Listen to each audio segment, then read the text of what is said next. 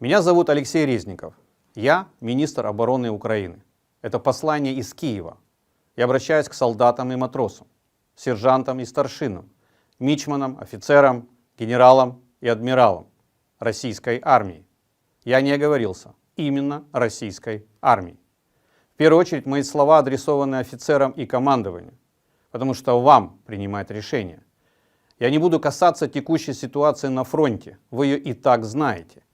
Поговорим о том, что будет дальше, о вашем будущем. Ведь вы об этом наверняка задумываетесь. Воспримите то, что я скажу, как слова человека с определенным жизненным опытом. Я отслужил срочную службу в советской армии, демобилизовался сержантом, но я гражданский. И большая часть моего профессионального опыта – юриспруденция и переговоры. И все, кто был со мной в переговорах, даже с другой стороны стола, в том числе из России, знают, что мой стиль – говорить правду. Как юрист я привык оперировать фактами, поэтому хочу обратить ваше внимание на следующее. Генерал Валерий Залужный, главнокомандующий Вооруженных сил Украины. Его знают и уважают не только в Украине, но и во многих странах. Уважают за то, что он успешно защищает свою страну против одной из наиболее сильных армий мира. Он не стесняется признать, что внимательно изучал работы начальника российского генштаба Валерия Герасимова, а сейчас грамотно применяет эту науку на поле боя. Генерал-полковник Александр Сырский, командующий наших сухопутных войск. Именно он руководил обороной Киева, а сейчас возглавляет операцию в Харьковской и Луганской областях. Вице-адмирал Алексей Неишпапа, командующий военно-морских сил Украины. Он со своими людьми отправил на дно российский флагман. Впервые за 100 лет. Генерал-лейтенант Николай Олещук, командующий воздушных сил Украины, который ваша пропаганда уничтожила на словах еще в феврале. Но вы до сих пор каждый день хороните своих товарищей.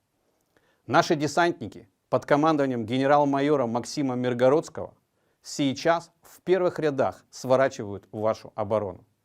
А где ваш десант? Вы знаете. Там же, где и ваша морская пехота. На кладбищах.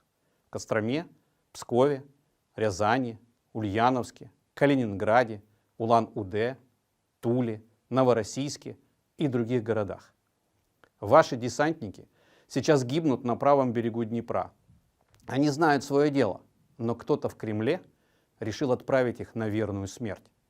Почему так происходит? А все очень просто. Вас обманули и предали. Вам обещали легкую прогулку, а отправили в западню.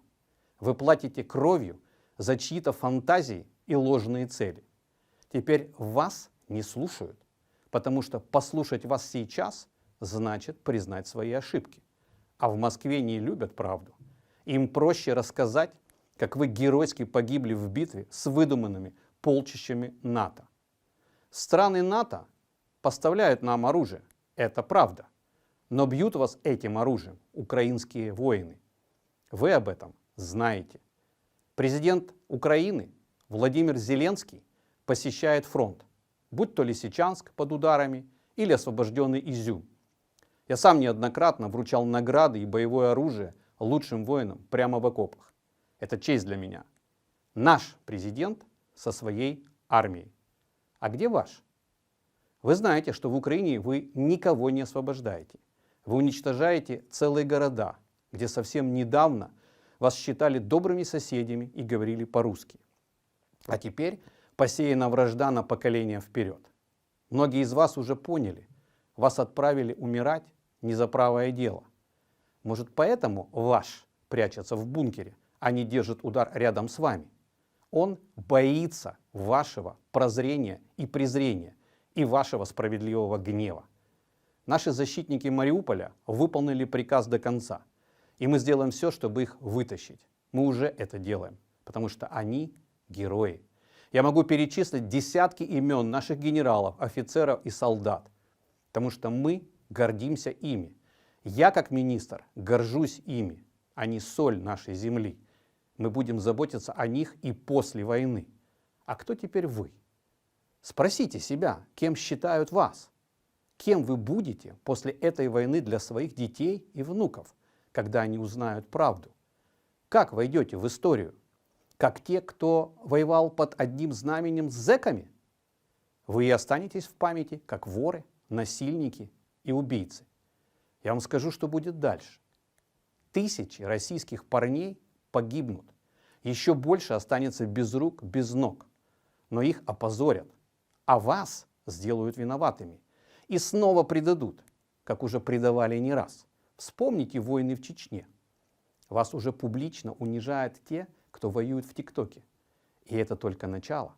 С человеком, который пока возглавляет Россию, никто уже говорить не будет. Об этом четко сказал президент Украины Владимир Зеленский. Кто представит Россию на возможных переговорах в будущем? Я вам скажу. Те, кто вас уже обманул и готовится сделать виноватыми. Потому что либо они, либо вы. И вы знаете, что это правда. У московских чиновников и политиков, которые отправили вас на войну, деньги и имущество находятся в странах НАТО, которые поставляют нам оружие. Их семьи в странах НАТО. И совсем недавно они прекрасно себя чувствовали в Лондоне и Вашингтоне. Им 300 лет не нужен ни Лиман, ни Попасная или Каховка. Они даже не знают, где это. Они понимают, что попали в ловушку с войной и сделают все, чтобы списать на вас свои просчеты, свое воровство, переложить на вас ответственность. После войны именно вы будете смотреть в глаза калекам, вдовам и сиротам ваших солдат, потому что никто из Кремля к ним не выйдет. Вам придется жить рядом с теми, кто сейчас толпами бежит от мобилизации в Финляндию, Грузию, Казахстан и даже Монголию. И они будут уверены, что поступили правильно. Вы же это осознаете, не так ли?